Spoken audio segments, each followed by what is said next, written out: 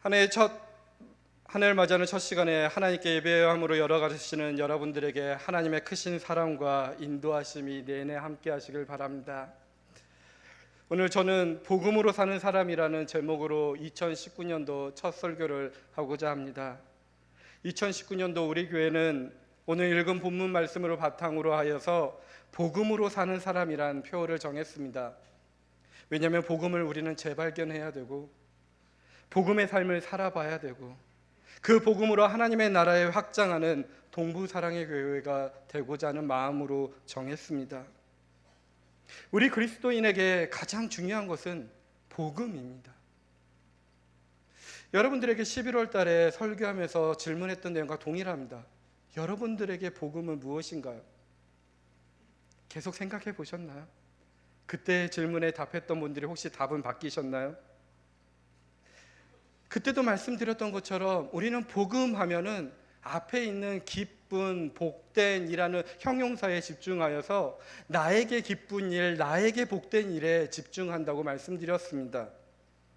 하지만 그리스도인들에게는 복음은 나에게 기쁜 소식 말고 내가 듣고 싶어하는 기쁜 소식이 아니라 하나님이 우리에게 전하고 싶은 기쁜 소식이 복음인 것입니다.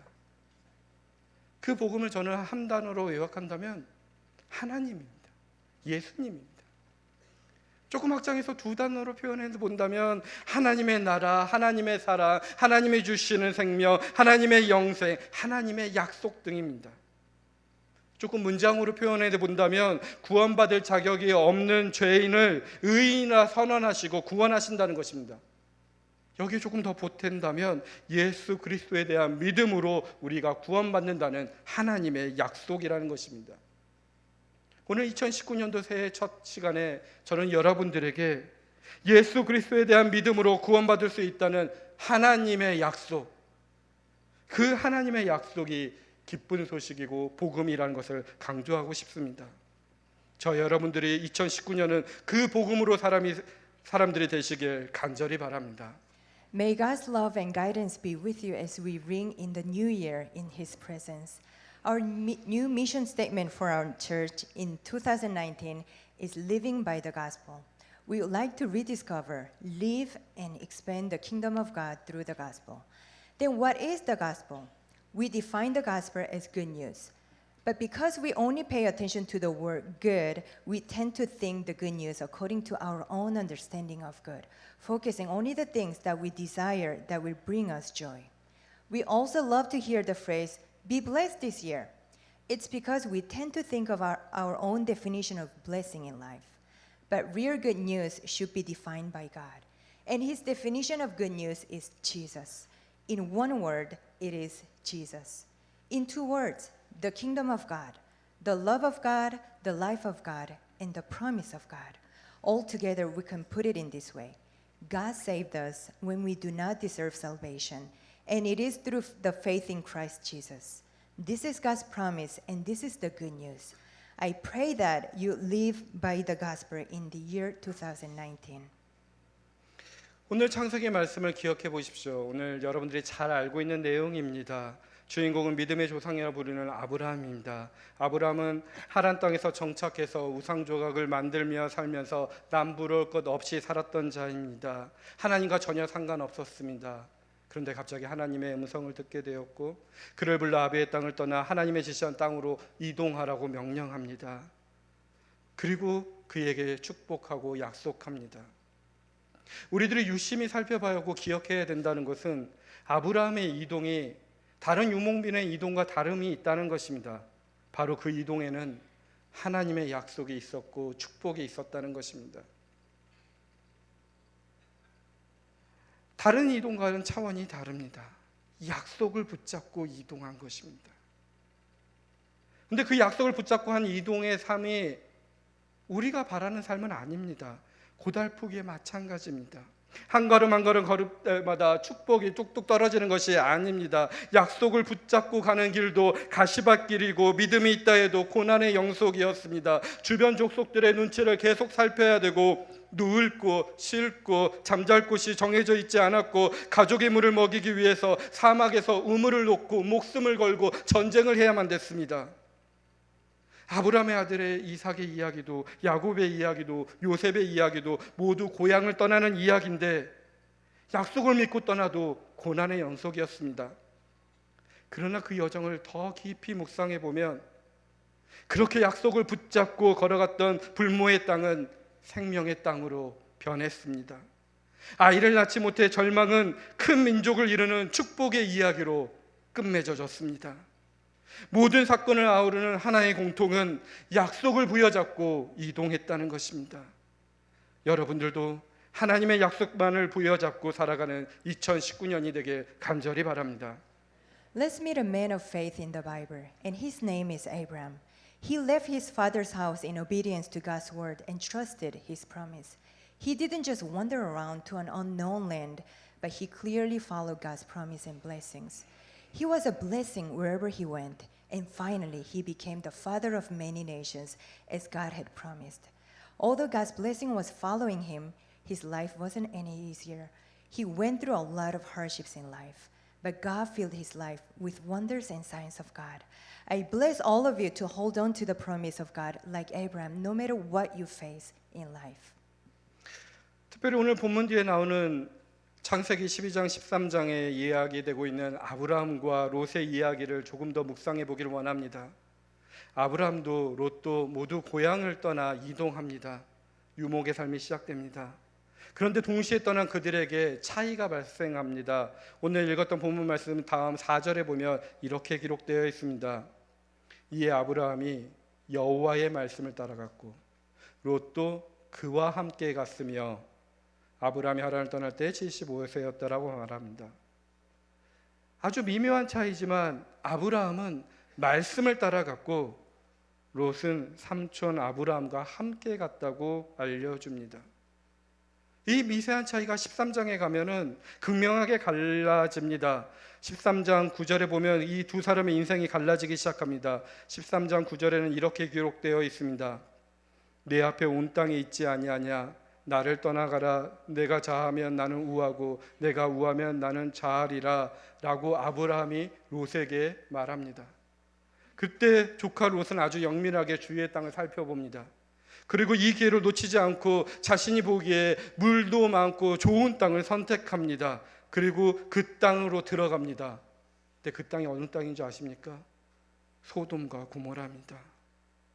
소돔과 고모라의 결말이 어떻게 난지 우리는 다 알고 있습니다. 하지만 멸망 전에 소돔과 고모라를 바라봤던 롯의 눈에는 다르게 보였나 봅니다. 13장 10절에는 이렇게 기록되어 있습니다. 이에 롯이 눈을 들어 요단 지역을 바라본즉 소알까지 온 땅에 물이 넉넉하니 여호와께서 소돔과 고모라를 멸하기 전이었으므로 여호와의 동산 같고 애굽 땅과 같았더라. 지금 롯의 눈에는 그 땅이 에돔 동산과 같다고 합니다. 정착하고 안주하는 것이 편안하고 행복한 미래가 펼쳐질 것으로 그는 생각합니다. 그러나 그들이 정착한 곳에 안주하는 순간 그 땅은 결국 심판의 자리로 변해버렸습니다. 반대로 아브라함에게는 다른 삶이 전개됩니다.